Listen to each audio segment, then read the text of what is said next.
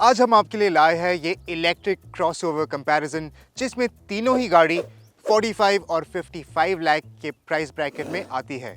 सबसे पहले है इस कंपैरिजन की सबसे अफोर्डेबल गाड़ी Hyundai Ioniq 5, जिसकी प्राइस है ₹46 लाख। नाउ Ioniq 5 अपने रेट्रो फ्यूचरिस्टिक अंदाज और वैल्यू के लिए जानी जाती है। इस कंपैरिजन की सेकंड गाड़ी है BMW iX1, इसकी प्राइस है ₹49 लाख। और अंत में बात करते हैं BYD Sea Lion 7 की, जो कि इस कंपैरिजन की सबसे नई गाड़ी है। BYD Sea Lion 7 की प्राइसेस ₹49 लाख से शुरू होती है और जाती है ₹55 लाख तक। अब इन तीनों में से कौन सी गाड़ी परफॉर्मेंस, रेंज, कंफर्ट और ड्राइव एक्सपीरियंस के मामले में आगे निकल के आती है, आइए देखते हैं।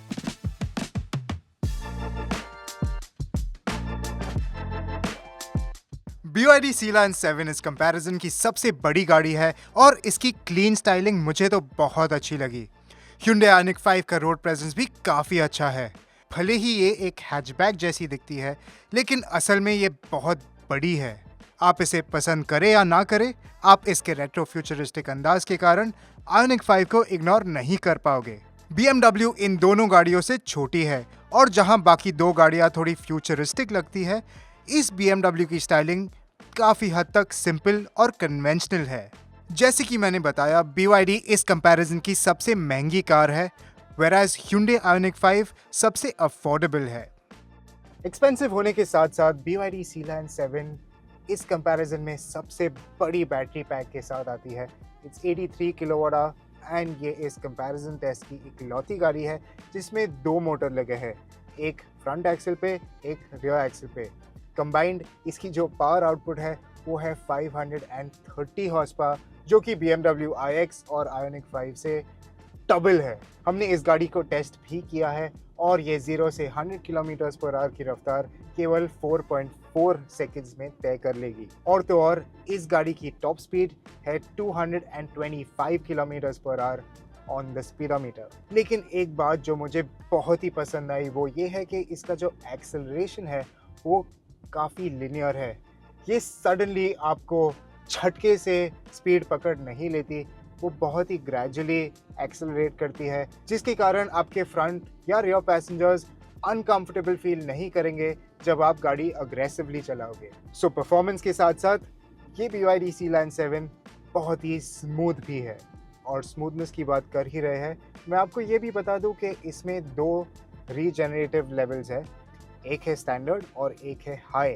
अब दोनों ही लेवल्स में जब भी आप एक्सीलरेटर को छोड़ दोगे, ये गाड़ी तुरंत डिसेलरेट करना शुरू नहीं करेगी। ये गाड़ी थोड़ा सा रोल करती है और थोड़े समय के बाद इसका रीजन किक इन होता है और गाड़ी डिसेलरेट करना शुरू हो जाती है। हाई सेटिंग में डिसेलरेशन थोड़ा स्ट्रॉन्ग है, वेरा स्टैंडर्ड में इसको काफ़ी समय लगता है गाड़ी की स्पीड घटाने को। लेकिन आप इस गाड़ी को सिंगल पेडल मोड में नहीं चला सकते, जिसका ये मतलब है कि ये गाड़ी कंप्लीट हॉल्ट पर नहीं आएगी if you haven't pressed the brake pedal. तो Sea Lion 7 इस कंपैरिजन टेस्ट की सबसे हैवी गाड़ी है। इसका वेट ऑलमोस्ट 2.4 टन्स के करीब है, जिसके कारण ये आपको एक टफ और हैवी वाली फीलिंग देती है, स्पेशली लो स्पीड्स पे। छोटे गड्ढों को ये अच्छे से निगल लेती है और आपको उनके रोड शॉक्स महसूस नहीं होंगे। लेकिन एट हाई स्पीड्स ये बाकी दो गाड़ियों जितनी सेटल्ड फील नहीं होती। और जैसे कि मैंने आपको बताया कि इसमें दो इलेक्ट्रिक मोटर है, एक फ्रंट एक्सल पे और एक रियर एक्सल पे। जैसे ही आप इस गाड़ी में कॉर्नर करते हो, आपको इसकी ऑल व्हील ड्राइव की क्षमता का अंदाज दिख जाएगा। गाड़ी बहुत ही अच्छे से ग्रिप करती है रास्ते को और ड्राइवर को बहुत ही ज़्यादा कॉन्फिडेंस देती है। ग्रिप लेवल्स बहुत ही अच्छे हैं, बॉडी रोल बहुत ही वेल कंटेन्ड है और आप काफ़ी हाई स्पीड्स पे कॉर्नर्स को ले सकते हो, जो BMW और Ioniq 5 में आप इतना कॉन्फिडेंटली न कर पाओ। So yes, as a drivers का BYD Sea Lion 7 इस कंपैरिजन में आगे निकल कर आती है। ड्राइव की बात तो कर ली, अब BYD के इंटीरियर्स की बात भी कर लेते हैं। इस गाड़ी का जो इंटीरियर है वो मुझे बड़ा ही पसंद आया। इस गाड़ी में एक प्रीमियम वाली, एक लग्जरी कार वाली फीलिंग आती है। आप जिस भी मटेरियल को टच करोगे वो सॉफ्ट है, इसकी जो फिनिशिंग है वो बहुत ही अच्छी है और जो भी मटेरियल यूज़ किए हैं वो काफ़ी हाई क्वालिटी के हैं। इसका बड़ा सा टच स्क्रीन रिस्पॉन्सिव तो है, लेकिन ये ओकेजनली ग्लिच करता है। इसमें wireless Android auto, wireless Apple CarPlay है। मुझे पर्सनली इसमें और थोड़े से अगर ईवी रिलेटेड ऑप्शंस मिल जाते, जैसे कि जितना रेंज इसमें रिकवर हो रहा है, जितना चार्ज इसकी बैटरी में रिकवर हो रहा है, ऐसे कुछ छोटे छोटे इन्फॉर्मेशन अगर मिल जाते तो मज़ा आ जाता। BYD C-Line 7 की जो फ्रंट सीट्स है वो बहुत ही कंफर्टेबल है। इसमें आप लंबर एडजस्ट कर सकते हो, बहुत सारा एडजस्टमेंट है electrically, and in addition front seats में आपको वेंटिलेशन फंक्शन भी मिल जाएगा, लेकिन उसको एक्सेस करने के लिए आपको टच स्क्रीन का सहारा लेना पड़ेगा। C-Line 7 की रियर सीट्स तीनों में से बहुत ही आरामदायक है। इसकी रियर सीट्स आपको एक प्रॉपर लग्जरी कार वाली फीलिंग देती है और प्राइवेसी के लिए आपको fully blacked out tinted Windows है। और हाँ, ये लीगल है। इसका बूट भी डीप है, लेकिन रियर मोटर के कारण इसकी फ्लोर काफ़ी ऊंची है। एट 500 लीटर्स यहाँ आप काफ़ी लगेज फिट कर सकते हो। साथ ही इस BYD में आपको एक छोटा बट यूजफुल फ्रंट ट्रंक भी मिलता है। इसके साथ करते हैं बात कंपैरिजन की सेकंड कार की, BMW iX1, और इमीडिएटली यहाँ डिफरेंसेस पता चलती है। इसका जो डैशबोर्ड है वो all the way pushed forward है to the windscreen. Seating position काफ़ी हाई है and you can see the bonnet in the iX1, तो इसकी जो विजिबिलिटी है वो बहुत ही अच्छी है। साथ ही you are holding a much thicker steering, जो कि एक BMW की पहचान है। अब ये भले ही एक एंट्री लेवल BMW हो, लेकिन यहाँ पे क्वालिटी, फिट फिनिश और even in terms of design आपको कोई कॉम्प्रोमाइज़ नहीं लगेगा, और ये एक्चुअली अपने मोर एक्सपेंसिव, मोर प्रीमियम सिबलिंग्स के साथ मिलती जुलती है।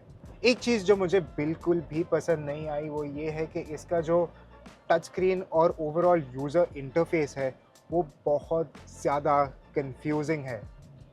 इसमें बहुत सारे आइकन्स भरे पड़े हैं और किसी भी नए यूज़र को इसको समझने के लिए काफ़ी समय लग सकता है। सिंपल चीज़ें जैसे रीजन सेटिंग्स को चेंज करने, आपको कई सारे सेटिंग्स के अंदर जाके कई सारे क्लिक्स करने पड़ेंगे, जो कि काफ़ी डिसअपॉइंटिंग है। इस BMW के सीट्स काफ़ी बॉडी हगिंग है, तो फॉर समवन लाइक मी ये बहुत ही स्पॉटी फील होते हैं। आप जब कॉर्नर ले रहे हो तो ये आपको अच्छे से पकड़ के रखते हैं, लेकिन अगर आप थोड़े हेल्दियर साइड पे हो तब शायद आपको ये सीट्स उतने कंफर्टेबल ना लगे।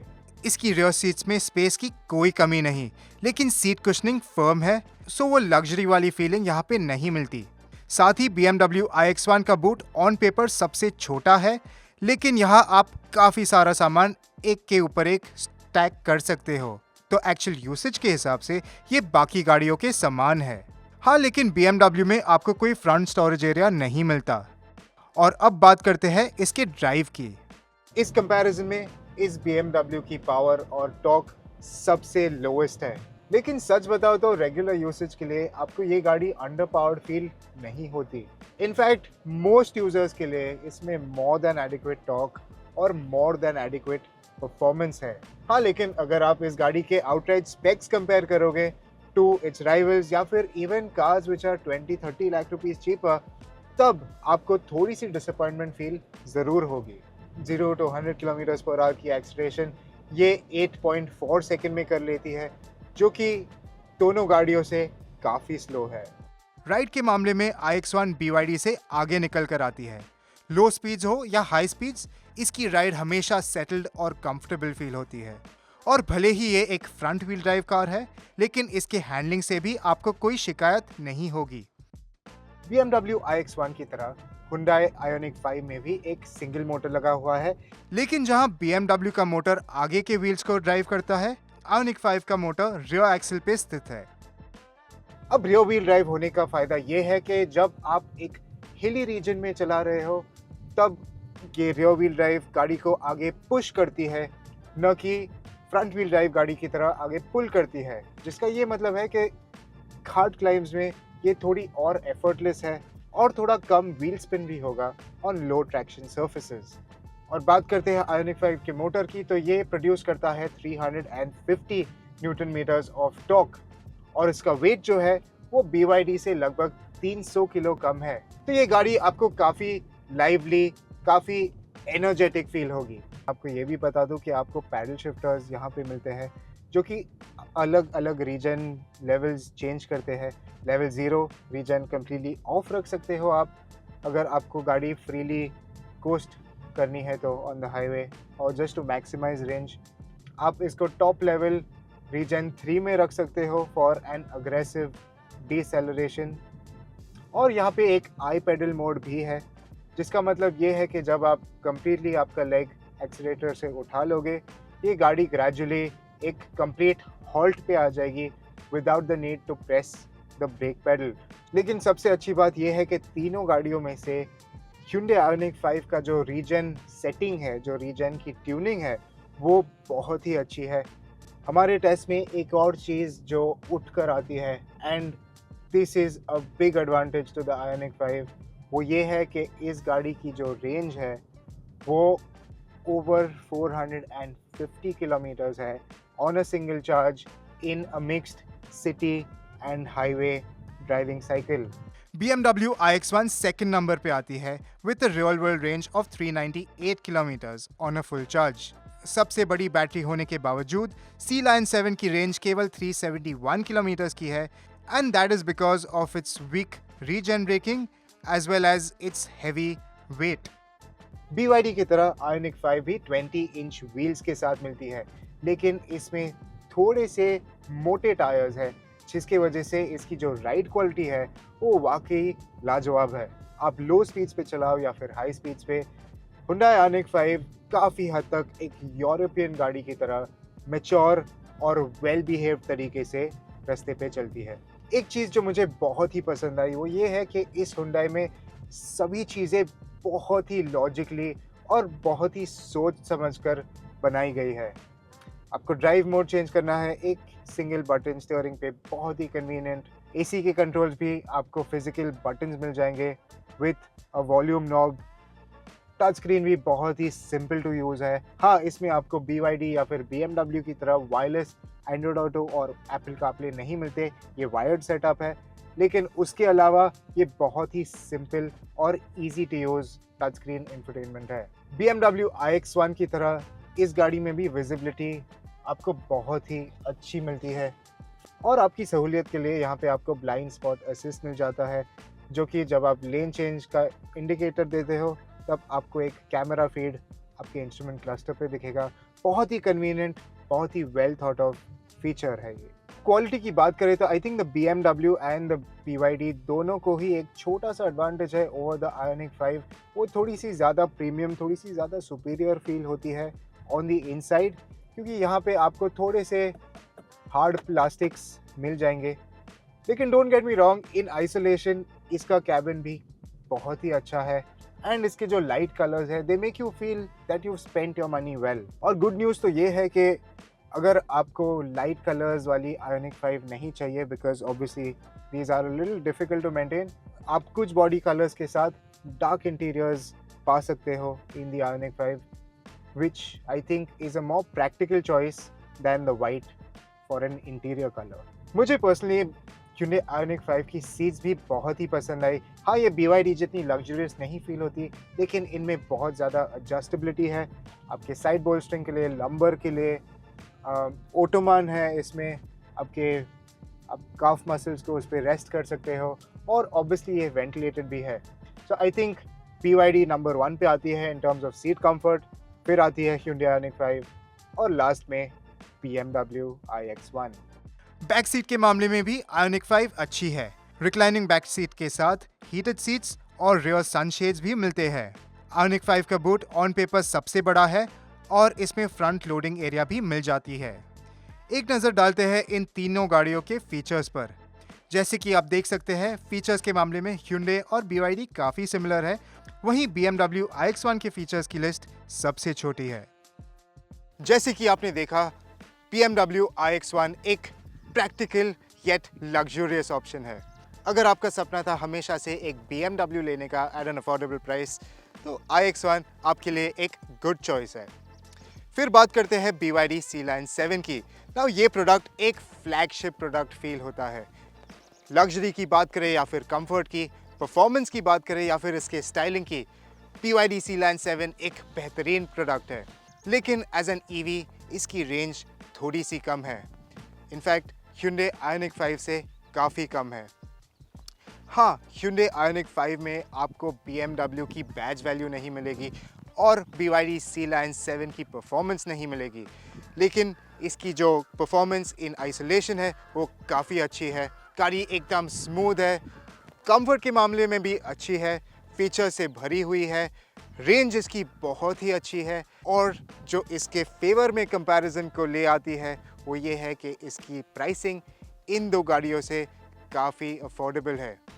सभी एस्पेक्ट्स को कंसिडर करें सो Hyundai Ioniq 5 इस कंपैरिजन की विनर निकल के आती है। और अगर आपको ये वीडियो पसंद आया हो तो हमारे व्हाट कार इंडिया चैनल को सब्सक्राइब करिए और इस वीडियो को लाइक और शेयर करिए।